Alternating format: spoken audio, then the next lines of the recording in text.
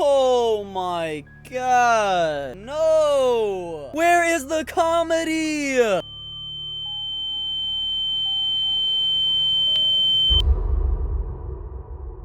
So I was just looking through HBO Max yesterday trying to watch my favorite movie, Scream, when I came across something that I never expected. So you probably know by now that there's like a British version of The Office, there's an Australian version of The Office coming out, there's like a British version of Shameless, but I never ever in my whole life expected to see an Australian version of Impractical Jokers. I have no idea how this got greenlit to be a show. Like, it's just 4 random Australian guys who got popular on TikTok. That's personally already cringe enough that they're TikTok comedians. But it's so obviously artificial. Just by the thumbnails of the episodes, you can tell that this is like the fucking Russian guy who would copy Mr. Beast. They try so hard to copy the format, but this just does not work with these random people. So I'm only gonna be reviewing 2 episodes of this thing, cause honestly I don't know how long it would be to record this entire thing, and I want to see if y'all would possibly want more from this, cause I am genuinely down to make like 2 or 3 more videos about this show, finishing off this season and the next one, honestly just to see how bad it is. Again, I just can't wrap my head around why this would ever even exist. It's not like The Office, it's not like Shameless. Impractical Jokers is all about the 4 lifelong friends who compete to embarrass each other. It's a reality show where it's not scripted. And True TV had to have had some sort of involvement in this show, because I don't know why 4 random Australian guys would ever take it upon themselves to create their own version of the show with the same premise. And I really wonder if Sal, Q, Murr, and Joe know about this. I'm obviously talking from a biased point of view, so let's just get this started so you and me can see what this is like. So they start the first episode off with trying to introduce the people and why this is even being created, because they're so famous on TikTok. Dude, they've got collabs with Shaquille O'Neal, and they got videos with this guy and that guy. Their videos are so funny. Then they show us the preview of what we're gonna get throughout the season, and then we get to the intro with the title sequence, and they reveal that this isn't just called Impractical Jokers Australia. It's called the Inspired Unemployed Impractical Jokers. Is that your way of giving me a heads up for how fucking bad and unoriginal this is gonna be? They try to copy the same intro from the show, but it just does not have the same charm. I'm sorry, but Impractical Jokers works because of the people. Impractical Jokers would have never been famous if it wasn't for people like Joe. He brings such a huge comedic effect and so much life to the series as a whole. But just off the intro, you can tell that these guys are trying so hard to prove that they're funny outside of TikTok. By the way, these 4 cartoon characters, their names are Jack, Falcon, Dom, and Liam, but I am like 1000% sure I'm gonna forget that, because the only reason I'm even saying it now is because I have it fucking written down. And I don't even know who to put those names to, but you'll know who it is in editing, and I'm sure I'll get to know who's who with watching this. The first challenge is them as receptionists, and they're doing the good old-fashioned do as you're told or you lose. But the first 5 minutes of the challenge, and the guys are bursting out laughing at taking the chick's temperature and measuring her height. Alright, Jack, now you gotta check her height as well. Do it. So I've just got to measure you, that's alright, you don't mind? Just got to measure your height. Oh my god. Just protocol. Now, I ain't gonna lie, right after I said I was cringing, they got a laugh out of me. They were heavily trying to influence this guy to act as if he saw the woman in the room as like this cougar he was trying to hit on. But I did think it was funny when they told the guy to call his girlfriend and break up with her. And he says out loud on the phone that he met a new woman and says the chick's name who's sitting right there. I don't know, watching it, it got a little chuckle and a smile out of me, but... You gotta try harder, hun. Carla. And you're gonna break up with her? Yeah. I'm at work, babe. I'm sick of it. Seriously. You know what? I've met someone else too. Yeah, what? I've met someone else too. Her name's Oriana. Her name's Oriana. Yeah? She's actually in front of me. Yeah, and she's hot. I ain't gonna lie, that's pretty funny. I ain't gonna lie. You gotta try harder, hun. Every time the guys switch off, it just seems to be one note. The first guy was, oh, flirt with the old lady. Then the second guy, they're like, pull out a balloon, start letting out the air, making it squeak, blow it up until it pops. I mean, it was funnier watching the jackass who blew up the balloon get scared from it popping than it was the entire situation. But for some reason, these guys just think that potty humor and the basic shit is just funny. They want you to laugh so bad. You are making me nervous. Yeah? Yeah, a little bit. Just because you're so cute. Just because you're cute. Then the next guy just puts on a tinfoil hat and talks like an alien. Like, Jesus Christ. What?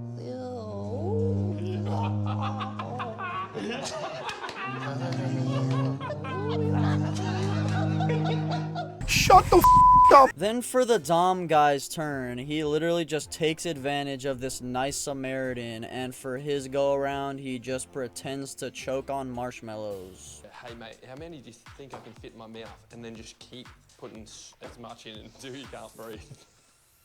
Hey mate, how many do you reckon I can fit of these in my mouth? It's been long days here in the office. Bro, where is the comedy? Where is the comedy? Stop and spit everywhere. 73, 74, 75.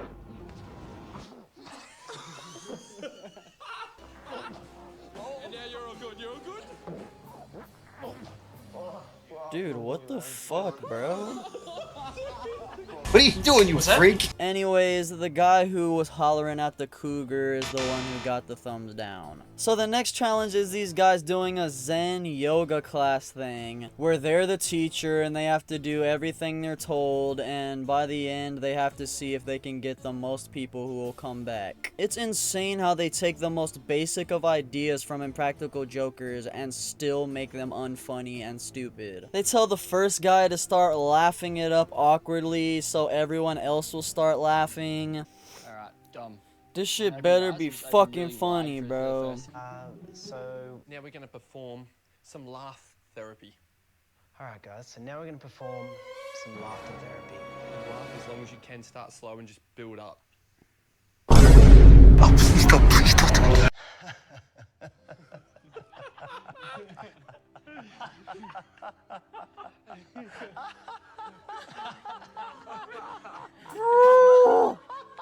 Everyone. Oh my god, this is so cringe. Anyways. The next dude starts doing a crab walk and then asks the entire group if they want to have an orgy, which was fucking wild. And the next guy's told to ask for everybody's names, but then not ask for the last dude's name, which honestly made me feel kind of bad. And then the guy just screams out loud. I'm over here stroking my dick. I got lotion on my dick right now. So by the end of the second and final challenge, all three, Jack, Dom, and Liam, failed to have anybody want to return. So that left Jack tonight's big loser. Let's see what this fucking punishment is. So the punishment for the Jack guy is literally just the same exact replicated punishment for Sal in Impractical Jokers, where he had to give a speech for these random people's wedding, and unbeknownst to him, the bride and groom were in on it. What Jack doesn't know is that the bride and groom were actually in on this, but the rest of the friends and family have no idea what's about to happen. He copied my whole fucking flow! Word for word, bar for bar! But except this shit was way less fun. It wasn't funny at all. The guy went up there, made a sex joke, started rambling on about how we were all gonna die alone, because that's so funny! And then the punishment ends as he asks people to clap, which no one does, because they like me right now.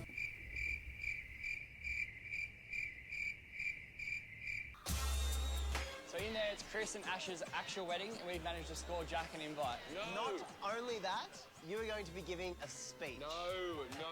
But there's nothing to worry about because we've written it for you. Oh my goodness. You speak from the heart and you'll be fine. Oh my goodness. There's a suit in there as well. Put that on before you go in there. As Jack gets ready, unfortunately for him, Are we really about to replicate the punishment exactly from the other series? We are not about to replicate the Sal punishment, bro. This is literally the same punishment. I mean, they couldn't even be original with the punishments, dude. Like, Jesus Christ. Is this guy's biggest fear public speaking or something? I don't... It's funny. In tennis, love is what you get when you don't score. Ironic, because later tonight, Chris and Ash are definitely going to score. Keep going. I just wish I could be there. Oh, this bit! To watch. Anyways. No, nobody likes to see our woman.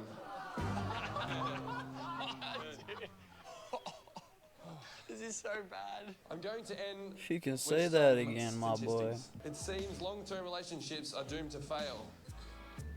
And in the end, we die alone. And just a quick announcement.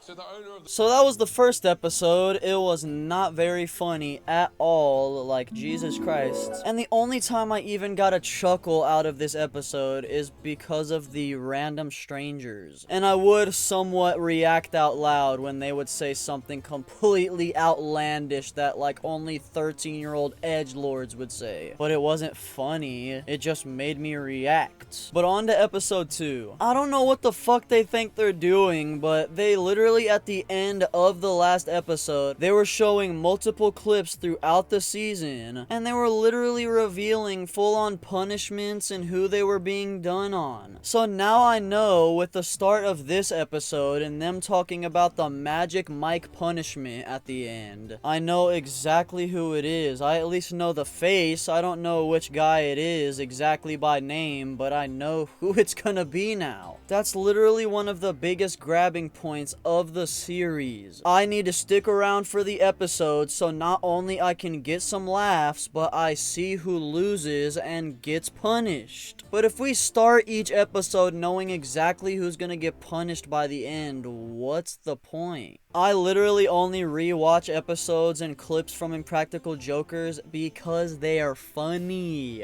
It's actually entertaining. This version of the show is just fucking brain rot. These TikTok guys are making this feel very TikTok.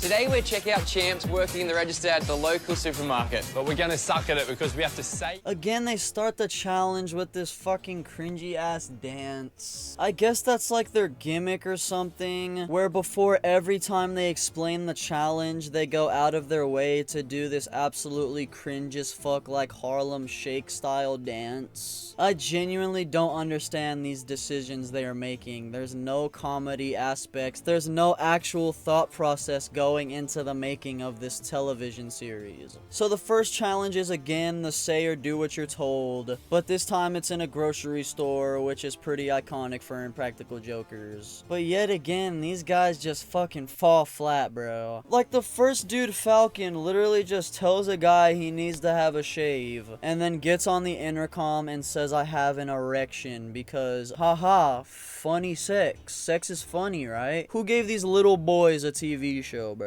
Then the next guy, Jack, literally just treats a fucking grown-ass woman like she's 5 years old and starts talking about, oh, do I need to find your mommy? Should I call her on the intercom? And the only part that is funny about this is the woman's reaction. I love how she hits the... Are you joking? Because with the way this guy's acting, you would not think otherwise. But just like Impractical Jokers does sometimes, they stretch that shit out way too long. And then... that was the end of that guy's turn. I wanna be laughing so bad. Like, I wanna be watching this and getting a kick out of it and laughing.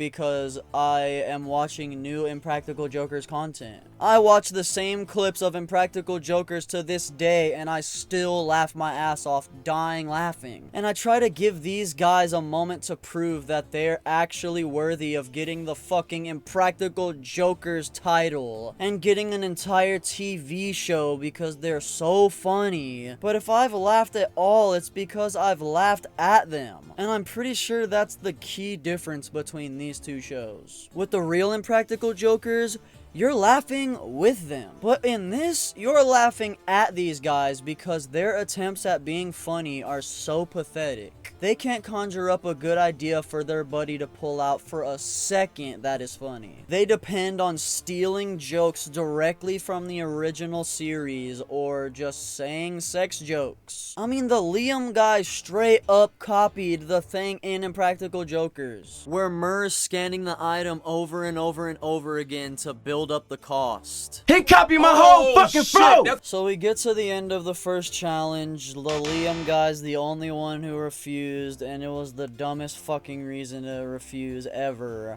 Would you describe me as handsome, flirty, or rootable? Like, I'm not answering that. That's too personal. Would you describe me as... Oh! Say it. Say it! Say it. Oh, no, sorry, that's not the question. Never mind. Sweet. Alright, so it's just the pause, is it? But we couldn't end the challenge before the Dom guy got his last fucking sex joke in with calling out on the intercom. Just a price check on extra small condoms. The next challenge is another refuse you lose. And since you know that this is the refuse you lose it speed dating version, that the sex jokes are going to get bad. They literally start off by telling the Jack guy to tell this random lady that he's a virgin. Hello. Hey, Young. I'm Elena. Dan. Nice to meet you. Before we get started, I should tell you, Before we get started, I should tell you Yeah? I'm a virgin. that I'm a virgin. I am a virgin. Oh, really? Yeah. Nice. Yeah. Only hoping for one more day. Well, I'm hoping for only one more day. Oh my god. Ah! Then they make this Jack guy sing, and holy shit, this is like a punishment in itself. Hey guys, so if you don't mind, I'm just gonna sing. It's just really loud in here. Oh my god! You are so pretty. Oh no! Danny is excited Bro. because he's going on a date and losing his virginity. Maybe. I don't know how these guys can make it through something like that, but then they'll refuse to say some absolutely dumb shit. So the Dom guy comes up for his turn, and immediately he says that the chick reminds him of his mom, and then he starts going on a tangent about how his mom is so hot and that he'd date his own mom. Now smell the air and say, wow, you smell like my mum. Any plans for the weekend? Wow, you smell like my mum. I'd almost date my mum. She's so hot. She's so hot, my mum. She's so hot, my mum. I mean, I literally have to fucking pause this shit because I just cannot take it anymore, dude. The next guy comes up for his turn and immediately subjects this poor woman to talking about adult sex toys. Well, what do you do? What do I do?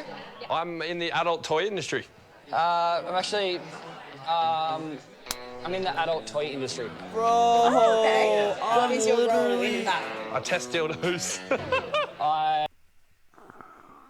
I'm struggling here to stay in this building right now. I swear to God. Then they tell the dude to say that he has a dildo up his ass right now. Only up until recently did they have shit like this in Impractical Jokers. There was the 2 times where Murr got a prostate exam. And then a few years ago when Joe was still around, they literally had him stick a tube down his dick. But more recently is when they had Murr actually have a vibrating like dildo up his ass, and then he was in front of a whole bunch of people answering questions and getting interviewed while they were vibrating the thing in his ass. So if you're comparing the Impractical Jokers now to this, I could kind of understand. But if we were comparing this to the more old-fashioned Impractical Jokers, this dildo talking shit with, oh man, I got a dildo up my ass right now, that would not be flying. You're just gonna start straining really intensely like you need a poo. Yeah, just ferry or bust in on the days I work. So Harder. Strain harder. all good. Sorry, I got one up there now. Sorry, I got one up there now. You got what? Yeah, I got one up there now. So they end off the second and final challenge with the Falcon guy going out there for some reason hooked up with an electrical shocking device, which is just so fucking random. They literally just out of nowhere said, we're sending him out there with the electric shock device. He didn't really have to say or do anything, but just let himself get shocked. So anyways, that leaves the Liam guy, tonight's big loser. Maybe this punishment will actually be original and won't be an exact ripoff of another punishment from the original series. These talentless morons cannot come up with an OG punishment. They have to rip shit straight from the original series because these guys are just so talentless and unfunny. And since they're not 4 lifelong friends, they don't really know what would make the guys tick or what their biggest fears are and all that. So they literally just throw the losers of the episode into random punishments, hoping that it'll embarrass them because the circumstance is so outrageous. So for the punishment, they rip off the Murr punishment where he has to strip and dance in front of a whole bunch of women. But the difference is that Murr was like covered in a bunch of red spots because they like rubbed poison ivy on him or something. And so he was completely repulsive to the women. It's funny because Murr is a middle-aged man who is not the most attractive. He's balding for fuck's sake. And he comes out there looking completely repulsive, trying to compete with all these other guys who are very obviously supposed to be studs. That's embarrassing. That's a punishment. But in this version, they send the Liam guy out there to take his punishment of doing this magic mic thing. And bro's basically fucking killing it, bro. He's not out there getting booed or getting weird looks because he's ugly and looks gross. He's actually got muscle definition and he's literally probably the most perfect guy to send up there to do this kind of thing. It's supposed to be embarrassing, but it's not because the women are loving it. On his best day, Murr was not gonna be compared to those other guys who were on stage stripping. But this guy literally blends in the crowd and you'd literally think this was his fucking day job or something with how naturally he gets into it. Ripping off a punishment just to make it not a punishment is wild. Rudy's a bad man. A bad man. Shut up, bitch! Probably the most embarrassing part about this guy's punishment is the fact that his girlfriend is present in the audience. I mean, if there's anything that would embarrass this guy, it's having to do this weird ass shit, but in front of his girlfriend, with a whole bunch of other women watching him. But then they up it even further and basically genuinely make it a punishment by bringing out a professional male stripper and having him lap dance on his girl on stage. Straight up cucking the man on stage. What you got? Here we go.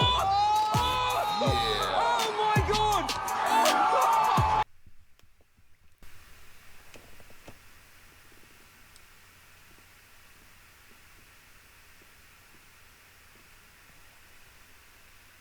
Oh my god, bro.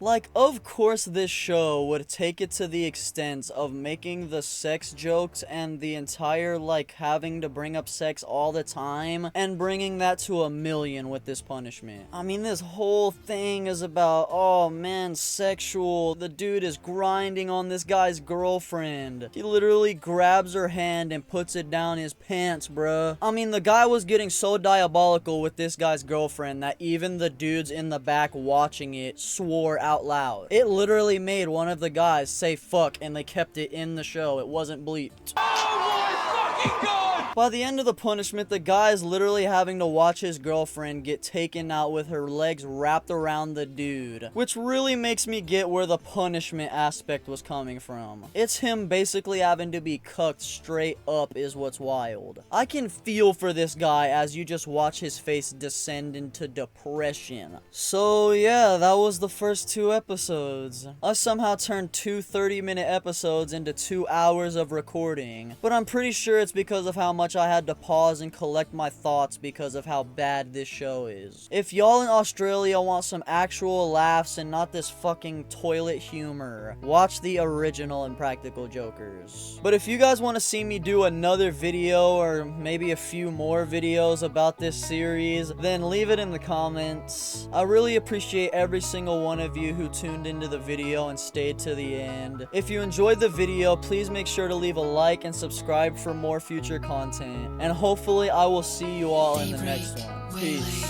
I'm afraid there's no love for me.